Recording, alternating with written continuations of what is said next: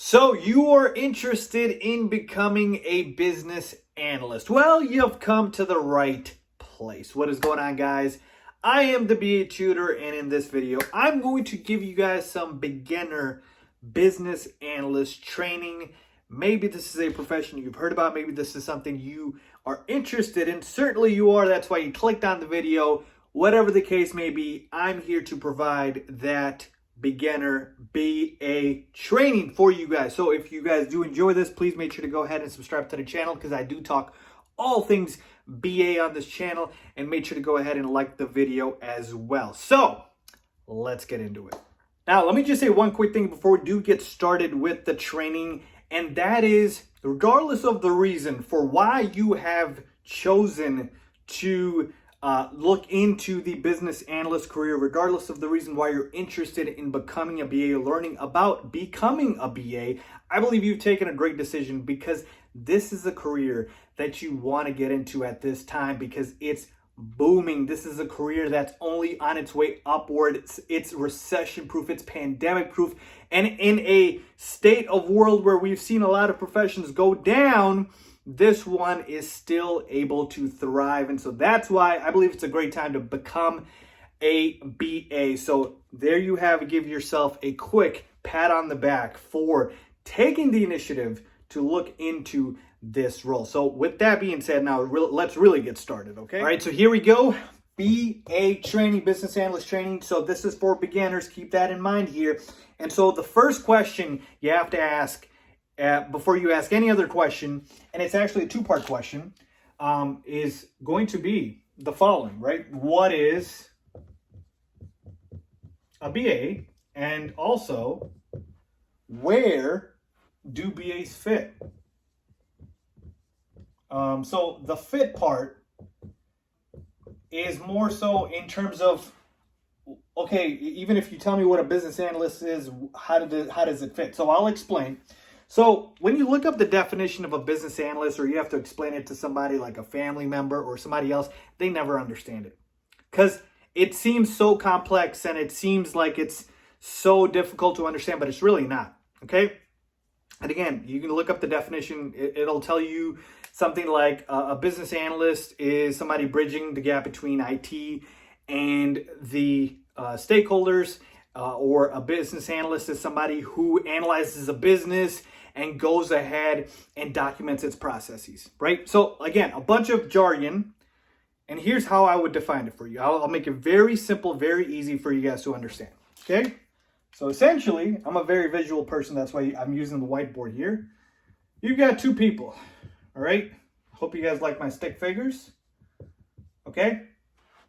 This person, okay, can only speak in English. This person can only speak in Spanish, okay? These two people, they want to talk to one another. They've got something to say. I don't know what it is, but they have something to say. But clearly they can't, because one speaks English and one speaks Spanish. So what does a business analyst do? Well, where does it come into play here? The business analyst, so here we go, is the BA, is the translator between these two. So essentially, a business analyst is a translator, okay? The business analyst, so in this example, you know both English and Spanish, and so what you're going to do is be the translator between these two people to help them talk to one another, all right? That's essentially what a business analyst is. So next time somebody asks you, you can just say, they're a translator in IT. I mean, really, it's the simplest way to put it. Now, let's flip this into the real world example of what it actually is. So actually, I didn't mean to erase this part. You can leave this as BA, but we'll take away the languages and change this to business, BIZ for short, and we can change this to IT development. And that's essentially what it is, because you are the liaison between the business, and this is stakeholders, and the IT development. Okay? So that is essentially what a business analyst is. And I will even go a little deeper here once we talk about where does the BA fit. But essentially, what you need to understand is the business stakeholders of a company and the IT developers of a company cannot talk to one another. They want to talk because the business stakeholders want to tell the developers, hey, I need you to code this. But the developers don't understand that because they need to know it in a certain format. Who knows that format? The BA does. And that's why the BA is going to be able to talk with the stakeholders and then translate that over to the IT department. So that is essentially where it fits. Okay, so just to recap, what is a BA? It's a translator between IT developers, IT is just information technology developers, and business stakeholders, okay? It's a translator between them, liaison between them, helps them talk. Okay, but where did the IT developers and the business stakeholders even come from? All right, let's talk about it. Where do they fit? Let's go a level higher, not deeper, higher, okay? So let's say you have a company, okay? This is company X, and company X is a software company, okay? So they are a software company, and they have software for hospitals, all right? So their software is utilized by hospitals. Doctors use their software, okay? It helps with tracking patients' data, all right? Let's just say, for example, again, I'm clearly making this up, but it's an example that is absolutely going to help you guys, all right? So company X is a software company. Well, within this company, there are a lot of people that obviously run the company. And including in those people are going to be what we just talked about, which is business stakeholders and the IT developers. All right, so remember, so just number them here. In these companies, again, there's a lot of people in a company, right? That the executives, we've got all sorts of employees here, right? That run the company, that maintain the software, that run the software, that overlook it. Well, the developers play a huge role here. Developers code the software, right? So they change the software, or they, first of all, they create it, but then they change it depending on what needs to happen. The business stakeholders are the folks that go ahead and take a look at what needs to happen on a day-to-day basis within the company, right? They're invested within the company, and so they're going to, again, try to help it grow. So, again, if we know that these are coming in from this company, now let's go back to the BA here. Well, the business analyst is also going to be part of this company. There's a lot of other roles, again, project manager, you're going to have a quality analyst, like there's tons of roles. Again, I have a full course detailed in the description. You guys can go check it out. But point being is all you need to focus on right now is the BA. All right, there's a BA also in this company. So when we went a level higher, essentially there is a project that is occurring within this company where they have received feedback from the hospital saying that it is too difficult for the doctors to find where to put the patient data. They need to make it easier for the doctors, all right? So that requires that the business finds out, okay, what do we need to change within the software? Do we need to remove something? Do we need to add something to it? Do we need to make it bigger, smaller? Whatever the case may be, there is a problem and that needs to be fixed. And so the stakeholders will go ahead and determine the best method to help solve that problem that the hospital has stated. And the hospital is their customer, right? They need to listen to them because that is a customer of their software. And so once the stakeholders come up with that idea will then, again, be translated over to the BA. They'll tell the BA, hey, this is what we need to do with the software. This is how we need to change it. We need to add this drop down. We need to remove this button, okay? And then the BA, through the use of something called requirements, which I'll get into in a second, is going to go ahead and then tell that to the developers. And then the developers will go ahead and then code those requirements and make the change in the software, test it, do everything they need to, make sure it's working properly, and then deploy it. And now you have solved the problem for the hospital and the software has been fixed. And it's now easier for the doctor to do whatever he needed to do with regards to patient data. Right? There you have it. That is essentially the role of how a BA fits within the entire scheme of things in a company. Now, remember I told you I was going to get back to how the BAs do their job. And so that is really the next part of what you need to understand is how do BAs do their job? Okay, you know what a business analyst is now. You know how they fit within the scheme of a company. Well, how do they do their job? All right, how do they do this translation? Well, like what takes place? So let's talk about that, all right? So let me get this out of the way here. And I know that got kind of messy. So again, trying to make it very simple and easy for you guys. So remember, I always like to use this like upside down triangle. I don't know why it always helps me here because you can just kind of remember it easier this way. You've got your business, you've got your development, and then you've got your BA. And essentially, this upside down triangle helps me because you know now, okay, the business is going to go ahead and tell the BA what the requirements are. And I'm going to get into the requirements like I mentioned. And then the BA is going to take those requirements and get them over to the development team. And they will go ahead and code what needs to happen. So this happens. This back and forth over here happens, but this does not happen. Business to development does not happen. Now you could say literally, what's so hard about that, right? Why do you even need a BA? Why can't the stakeholders just go ahead and just tell the developers what to do? Well, that's just now how things work in terms of how the developers are used to it. See, here's the thing. If I tell you remove a button, it seems easy as a developer to be able to say, okay, I'll just remove this button. But there's more that goes into it, right? If I tell you to add a drop down, there's more than just adding a drop down. Okay, how many things do you want me to put in this drop down? Where does the drop down go?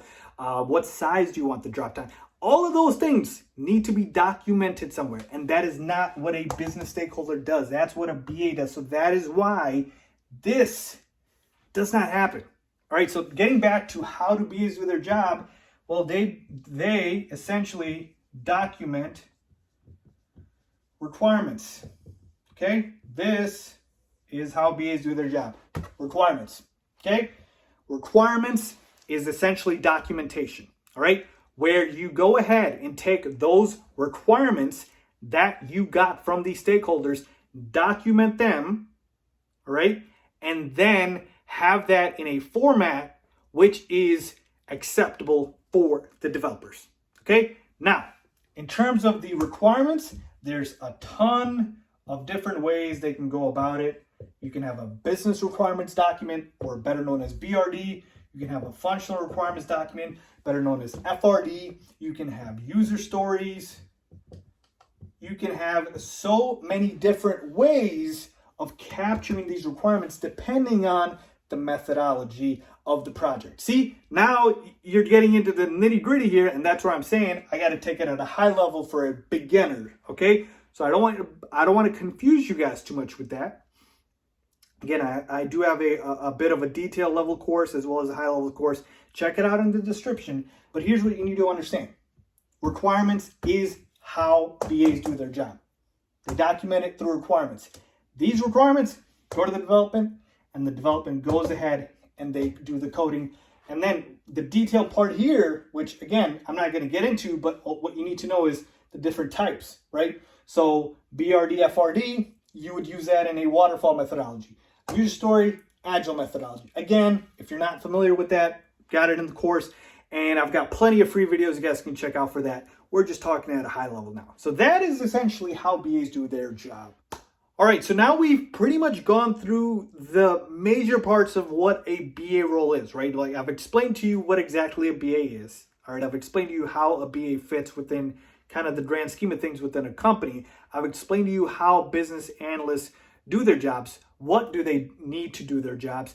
I've given you all of that at a very high level, of course.